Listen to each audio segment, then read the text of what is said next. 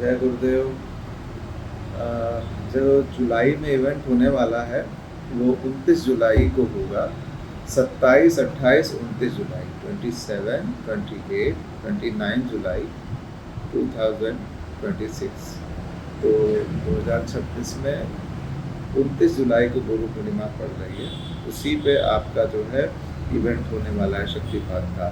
तो क्या है कि जो लोग भी इवेंट में आना चाहते हैं वो मुझे फॉर्म भर के भेजेंगे। मैं फॉर्म अपना जो फेसबुक कम्युनिटी है वहाँ पर भी डालूँगा, यूट्यूब में भी पोस्ट पे डाल दूँगा। और जो लोग मुझसे जुड़े हुए हैं व्हाट्सएप पे, वो मुझे व्हाट्सएप पे मैसेज डालेंगे जिनको आना है, तो उनको मैं फॉर्म भेज दूँगा। फॉर्म फिलअप करके मुझे भेजेंगे। तो इस बार थोड़े से नियमों में चेंजेस आए हैं। देखिए, पहले हम लोग बहुत ज़्यादा सख्ती नहीं करते थे। इस बार क्या है कि कुछ ऐसे लोगों को मतलब वाच किया, मतलब आश्रम के कम्युनिटी ने, तो वहाँ समझ में आया कि थोड़ा सा सख्ती करना ज़रूरी है। क्योंकि कुछ लोग थोड़ा सा मतलब वहाँ आके बातचीत में ज़्यादा टाइम अपना वेस्ट करते थे। और यहाँ का मेन उद्देश्य है, देखिए, अगर आपने शक्तिपात एक बार ले लिया तो ज़रूरी नहीं है कि आप हर बार आओ शक्तिपात लेने। मतलब शक्तिपात का मतलब कुंडल नहीं जाना। एक बार अगर आपका हो गया तो आपको बार बार आने की ज़रूरत नहीं है। पर अगर आप आना चाहते हैं तो कोई मनाही नहीं है, और आप आते हो तो आप ही का फ़ायदा होगा। क्योंकि जो भी जैसे आप गलतियाँ करते हो उससे आपका जब तक थोड़ा सा डाउन होता है, कमज़ोर होता है, तो जब शक्तिपात दोबारा लेते हो तो वो शक्ति का ज़रूर कुछ ना कुछ इम्प्रूवमेंट आपको मिलता है। गुरु जी के दर्शन हो जाते हैं, आशीर्वाद मिल जाता है। कई लोग अपनी समस्याएं भी लेके आते हैं, उनका भी समाधान मिल जाता है। आश्रम के वातावरण का जो प्रभाव है, वहाँ पर जो वाइब्रेशंस है वो भी बहुत अच्छे हैं। तो इन सब चीज़ों को देखते हुए मतलब अगर आप वहाँ आना चाहते हो कोई मनाही नहीं है। और क्या है कि वहाँ आके अनुशासन में रहिए, क्योंकि वहाँ देखिए एक आश्रम का माहौल है। आपको रहने खाने में कोई भी हम लोग कोई चार्ज नहीं लेते हैं। खाली आश्रम का जो रजिस्ट्रेशन फीस है, क्योंकि इतना बड़ा आश्रम को चलाएगा तो मतलब यूँ ही तो नहीं चल जाता, सबको ही कुछ ना कुछ जो है कहीं ना कहीं तो करना ही पड़ता है। तो हमारे यहाँ भी कुछ बहुत नॉमिनल फीस है, 2000 रुपये पर हेड है। जो जैसे जो लोग ज़्यादा लोग आते हैं वो लोग 2000 है, और जो लोग सिंगल व्यक्ति आ रहा है वो 3000 रुपये है। ये आश्रम का रजिस्ट्रेशन फीस है। इसका गुरुजी से या दान दक्षिणा से कोई लेना देना नहीं। ये आप वहाँ आते हो, रहते हो, खाते हो, आश्रम का जो भी है आप जो ये यूज़ करते हो, तो वो तो भाई एक तरह से मतलब आश्रम कहाँ से लाएगा उन चीज़ों को, तो वो तो आश्रम को ही पे करना पड़ता है ना। तो उसका ये चार्ज है। और बाकी क्या है कि ये आपको भरना पड़ेगा। और इस बार थोड़े नियम सख्त हुए हैं। जैसे हर बार मैंने कई बार देखा है कि जो पुराने साधक भी हैं वो ये भी नहीं देना चाहते। देखिए क्या होता है, ज़रूरी हम कहते हैं कि आपको, अगर आप ये सोच रहे हो कि आप उससे ज़्यादा पैसा टिकट पे मतलब खर्चा करके आ जाते हो, अपना बाकी चीज़ों पे खर्चा कर देते हो, तो फिर गुरु जी पे आके बोझ क्यों बनते हो। अगर आपको परेशानी है, आप जैसे फर्स्ट टाइम आना चाहते हो, आपको मतलब शक्तिपात लेना है, कोई दिक्कत नहीं है। गुरु जी 1 रुपये भी आपसे नहीं लेंगे। आप बिल्कुल फ्री में आके शक्तिपात लीजिए, कोई प्रॉब्लम नहीं है। ये गुरु दीक्षा की बात है, कोई दिक्कत नहीं, कोई मनाही नहीं है। लेकिन अगर आप बार बार आ रहे हो, आश्रम में रुक रहे हो, आश्रम का खा पी रहे हो, सारी चीज़ें कर रहे हो, देखिए आश्रम चलता तो कॉन्ट्रीब्यूशन से ही है ना। तो क्या है कि यहाँ पे बहुत से ऐसे पुराने साधक भी हैं जो कुछ भी देना नहीं चाहते। ये मुझे कहना पड़ रहा है क्योंकि ऐसा हो रहा है। और दूसरी बात ये है कि कुछ ऐसे भी साधक हैं जो आते हैं और सिर्फ मतलब उनका अपना एक टाइम पास होता है, या जैसे समझ लो कि अपना एक पिकनिक मनाने के तौर पे आते हैं। वैसे लोगों को साथ मनाही हो चुकी है। और अगर कोई ऐसा करता पकड़ा जाता है बाई चांस कि मतलब देखिए आश्रम में हर जगह सीसीटीवी लगे हैं, तो आपकी हर गतिविधि को ट्रैक किया जाता है। ये मत समझिएगा कि आप अगर आश्रम में आए हो, बैठे हो, कुछ भी कर रहे हो तो आपको कोई देख नहीं रहा है। आपको पूरा वाच किया जाता है कि आप कैसा बर्ताव कर रहे हो, क्या कर रहे हो। मेन यहाँ पर यही देखा जाता है, आप आश्रम में आए, आपने कितना जाप किया, कितना ध्यान किया, कितनी साधना करी। बस मूल मेरा यही है कि अगर आप आश्रम आ रहे हो तो सबसे ज़्यादा इन चीज़ों पर फोकस करो। जो आप दुनियादारी में हमेशा करते आ रहे हो। मतलब कि जैसे समझिए कि आप डेली लाइफ में जो भी कर रहे हो, आप जाते हो हर जगह, कहीं भी घूमने जाते हो, कुछ भी करते हो, डेली लाइफ में लोगों से मिलते हो, बातचीत करते हो, पंचायत करते हो, वो आपका अपना विषय है, उससे कोई लेना देना नहीं है। जब आप आश्रम में आओगे तो क्यों आ रहे हो?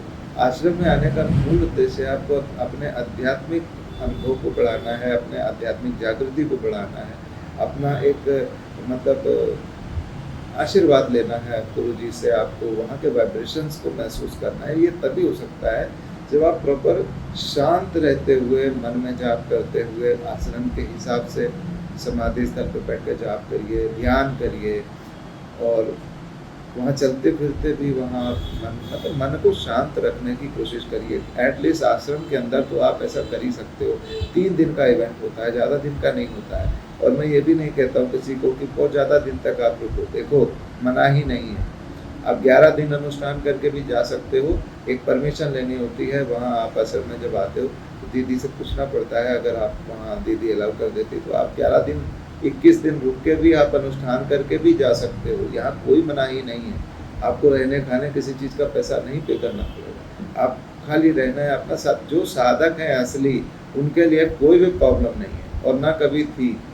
पर जो लोग मतलब पिकनिक मनाने आ रहे हैं, उनके लिए बिल्कुल भी आश्रम नहीं है। ये पहली चीज़ आप लोग समझ लीजिए।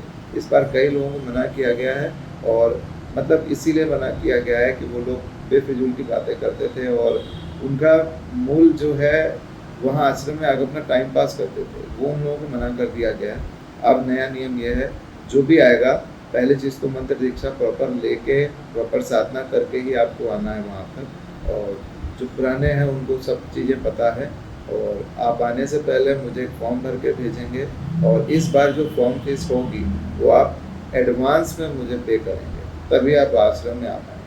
एडवांस में आपको पेमेंट फीस पे करनी है, मतलब जो भी रजिस्ट्रेशन फीस है वो आपको पे करनी है, तब आपको आश्रम में एंट्री मिलेगी।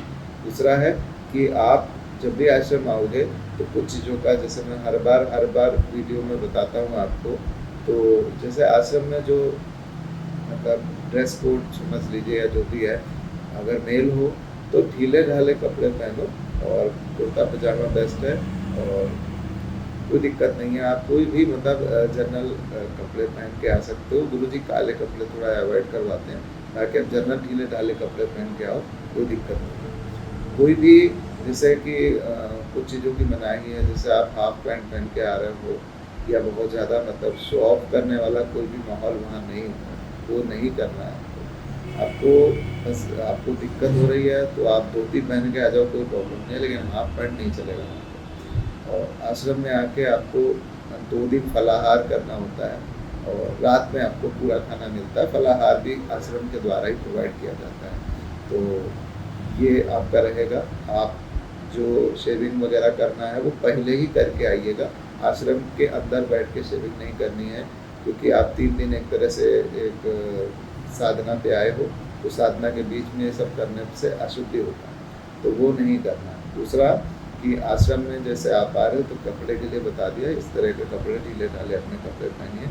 अपने साथ बहुत कीमती कोई सामान मत लेके आइए, क्योंकि देखिए आते आप ही लोग हो, उनमें कौन कैसा है ये हम लोग को गैस का दिखाना बहुत कठिन है। ये ज़रूर है CCTV सब कुछ लगा हुआ है, लेकिन जो इस तरह के लोग होते हैं वो कहीं ना कहीं अपना हाथ साफ कर ही देते, तो इसलिए आपको अपने सामान का विशेष ध्यान रखना पड़ेगा। तो बहुत जो भी कीमती सामान हो हमेशा अपने साथ रखें, और वरना आप बंगले पे गुरुजी के रखवा सकते हो, या मतलब जो भी आपका जो जिम्मेदार व्यक्ति है उसको आप मतलब दे सकते हो, अगर कहीं जाना आना हो तो क्या कीमती सामान लेके ही मत आओ, तो ये ध्यान रखिए। दूसरा आपको क्या क्या लेके आना है, आसन लाना है, माला लेके आनी है।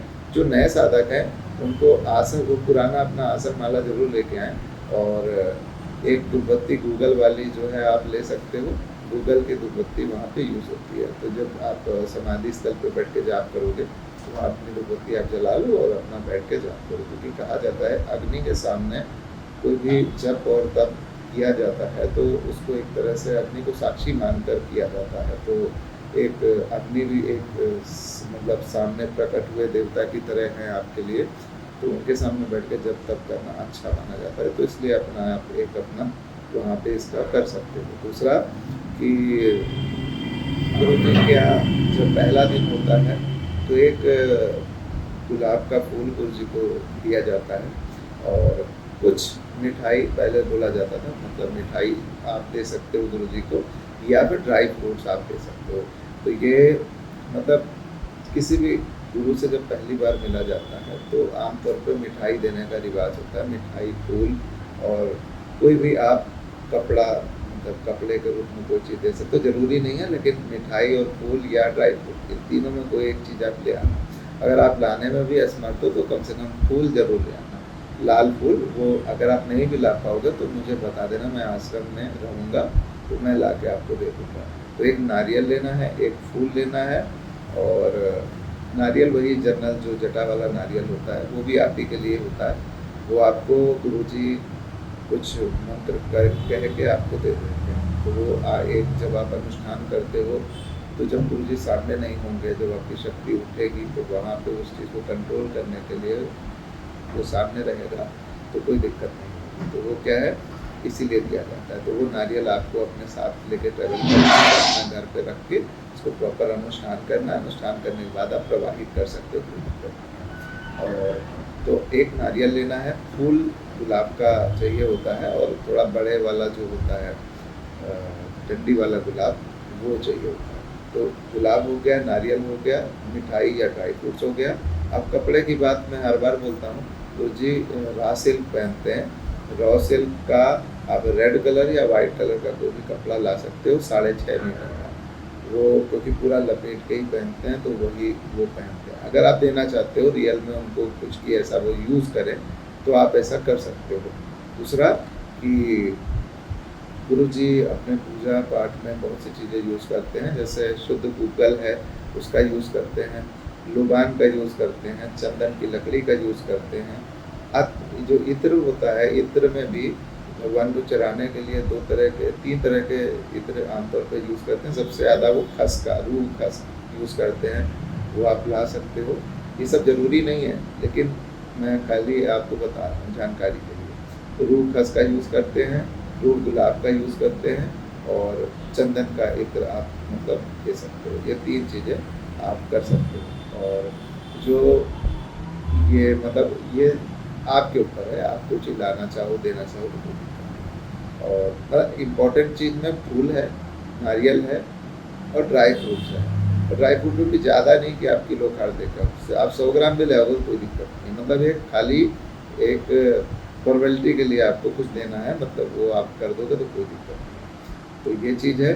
और आश्रम पे जब जितने दिन भी आप रहोगे, आप जैसे कि 29 तारीख का इवेंट है तो 27, 28, 29 3 दिन आपको रहना है। तो जो 27 तारीख को आना है वो कोशिश करिए कि सुबह ही आ जाओ तो अच्छा है, या दोपहर में भी थोड़ा पहले आ जाओ तो अच्छा है। या आप ट्रेवल करके आओगे तो आप थके मांदे आओगे तो एकदम से इवेंट पे बैठोगे तो आपको बहुत अच्छा नहीं लगेगा।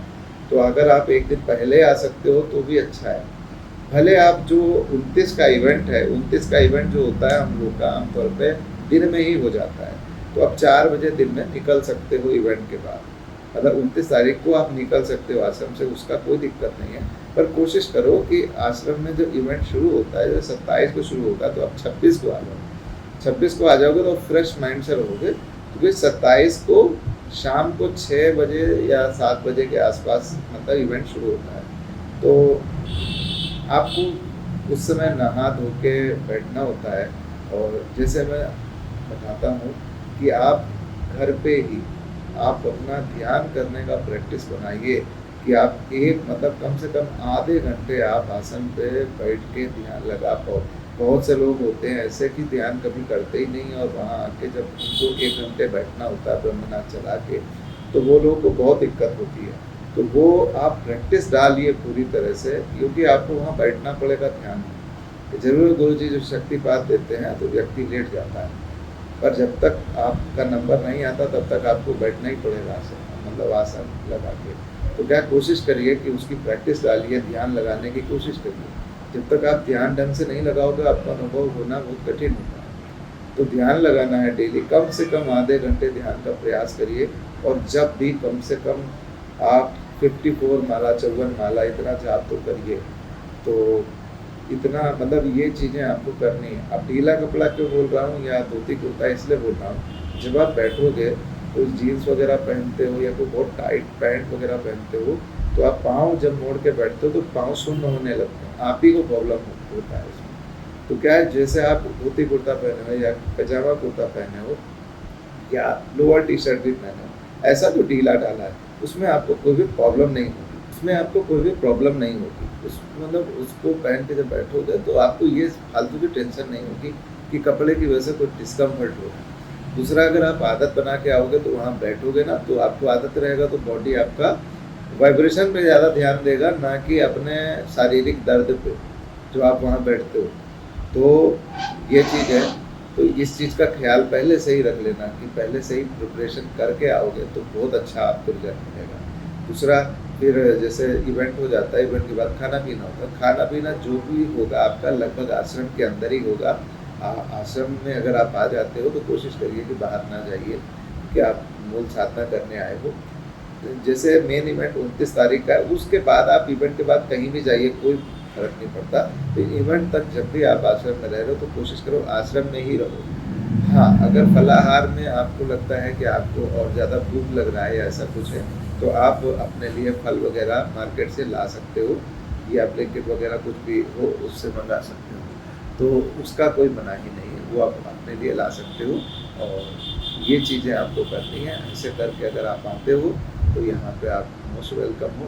और जो भी पुराने साधक हैं उनको ये चीज़ें पता हैं, लेकिन क्या होता है कि आश्रम में कोई इतना स्ट्रिक्ट नहीं है, जिसकी वजह से कोई बोलता नहीं है आपसे।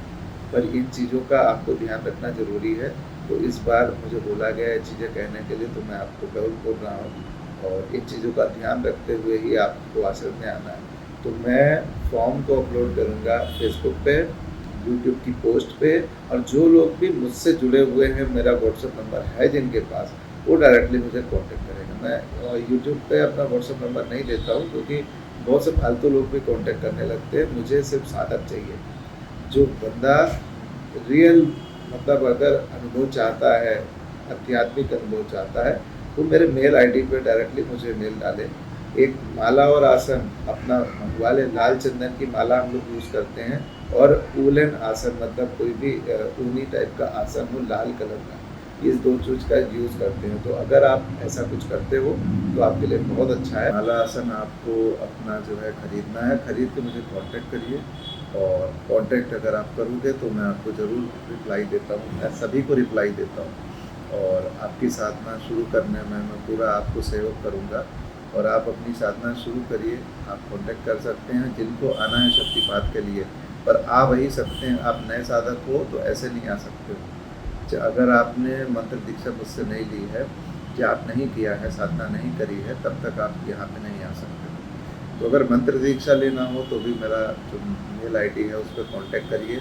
ये चीज़ें खरीद लीजिएगा अपने से, उसके बाद मुझे कांटेक्ट करोगे तो मैं आपको एक टाइमिंग दे दूँगा, उसके आधार पे आपको जो है बैठना होगा। मैं आपको कॉल पे मंत्र दीक्षा दे दूँगा और इसका कोई चार्ज नहीं है, फ्री ऑफ कॉस्ट है। और आप ऐसा करोगे तो कोई दिक्कत नहीं है, मैं पूरा आपका सहयोग करूँगा आपकी साधना में। और जिनको आना हो वो मेरा फॉर्म भर के मुझे भेजेंगे और एडवांस फीस जमा होगी, और वही आ पाएगा जो एडवांस फीस देगा। और अगर कोई चीज़ आपको समझ में नहीं आती है तो आप मुझे कमेंट में मैसेज कर सकते हैं, या फिर मेरा व्हाट्सएप नंबर पे आप मैसेज कर सकते हैं। आज के लिए बस इतना ही। जय गुरुदेव।